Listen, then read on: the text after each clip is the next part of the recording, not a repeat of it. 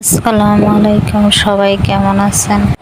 আজকের সন্ধ্যায় নাস্তা করেছিলাম দুইটা ডিম দিয়ে, আলু দুইটা দিয়ে, মজাদার একটা নাস্তা। তার ভিতরে দিয়ে দিলাম পেঁয়াজ কুচি, আদা বাটা, রসুন বাটা, কাঁচামরিচ ব্লেন্ডার করা, হলুদের গুঁড়া, মরিচের গুঁড়া, লবণ, জিরা বাটা, জিরার গুঁড়া, ধনিয়ার গুঁড়া। তারপর দিয়ে দিলাম টমেটো কুচি, তারপর দুইটা ডিম দিয়ে দিলাম। কিছু দেওয়ার পর পুরাটা মিক্সিং করে নিলাম।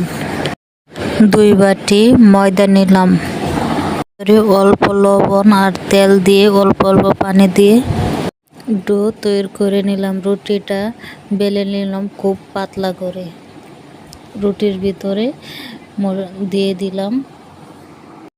দিয়ে দেওয়ার পর অল্প করে ভাঁজ করে নিলাম। দেখেন কিভাবে ভাঁজ করে দিয়েছে, এইভাবে ভাঁজ করলে ছুটে যাবে না।